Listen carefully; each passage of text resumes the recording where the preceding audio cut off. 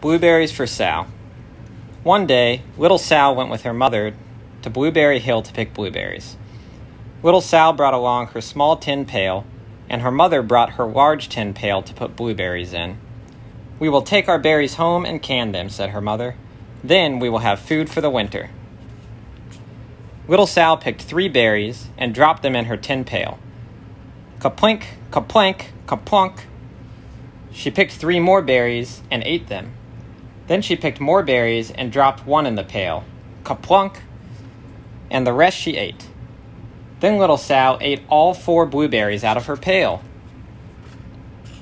Her mother walked slowly through the bushes, picking blueberries as she went and putting them in her pail. Little Sal struggled along behind, picking blueberries and eating every single one. Little Sal hurried ahead and dropped a blueberry in her mother's pail. It didn't sound kaplink because the bottom of the pail was already covered with blueberries. She reached down inside to get her berry back. Though she really didn't mean to, she pulled out a large handful because there were so many blueberries right up close to the one she had put in. Her mother stopped picking and said, "Now, Sal, you run along and pick your own berries. Mother wants to take her berries home and can them for next winter." Her mother went back to picking, but little Sal, because her feet were tired of standing and walking, sat down in the middle of a large clump of bushes and ate blueberries. On the other side of Blueberry Hill, Little Bear came with his mother to eat blueberries. "Little Bear," she said, "eat lots of berries and grow big and fat. We must store up food for the long, cold winter." Little Bear followed behind his mother as she walked slowly through the bushes eating berries. Little Bear stopped now and then to eat berries. Then he had to hustle along to catch up.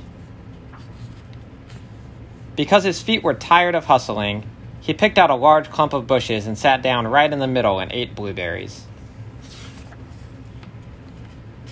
Over on the other side of the hill, little Sal ate all of the berries she could reach from where she was sitting, then started out to find her mother.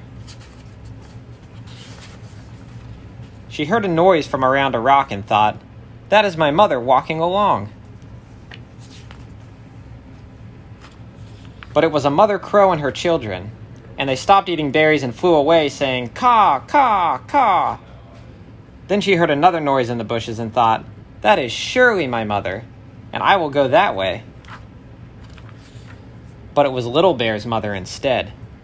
She was tramping along, eating berries, and thinking about storing up food for the winter. Little Sal tramped right along behind her. By this time, Little Bear had eaten all the berries he could reach without moving from his clump of bushes. Then he hustled off to catch up with his mother. He hunted and hunted, but his mother was nowhere to be seen. He heard a noise from over a stump and thought, "That is my mother walking along." But it was a mother partridge and her children. They stopped eating berries and hurried away. Then he heard a noise in the bushes and thought, "That is surely my mother. I will hustle that way." But it was little Sal's mother instead. She was walking along, picking berries, and thinking about canning them for next winter. Little Bear hustled right along behind.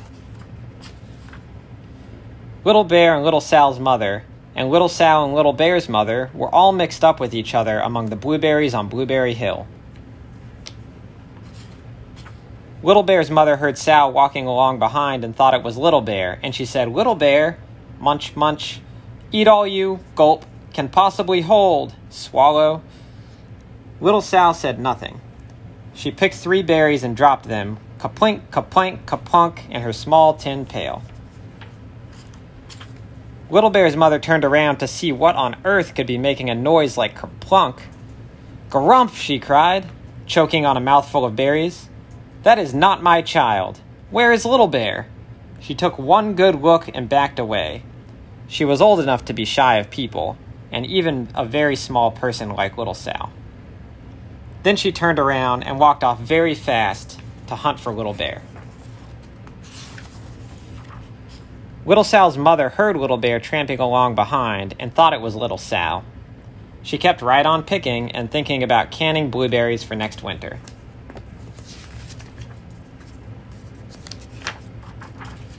Little Bear padded up and peeked into her pail. Of course, he only wanted to taste a few of what was inside, but there were so many, and they were so close together that he tasted a tremendous mouthful by mistake.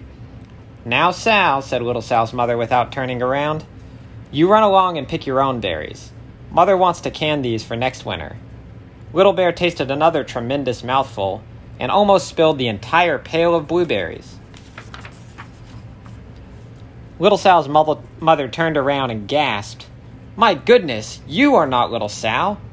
Where, oh where is my child?" Little Bear just sat munching and swallowing and licking his lips. Little Sal's mother slowly backed away.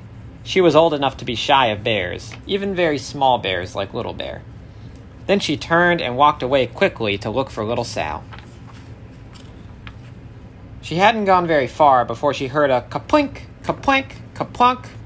She knew just what made that kind of noise. Little Bear's mother had not hunted very long before she heard a hustling sound that stopped now and then to munch and swallow. She knew just what made that kind of noise. Little Bear and his mother went home down one side of Blueberry Hill, eating blueberries all the way and full of food stored up for next winter. And Little Sal and her mother went down the other side of Blueberry Hill, picking berries all the way, and drove home with food to can for next winter. A whole pail of blueberries and 3 more besides.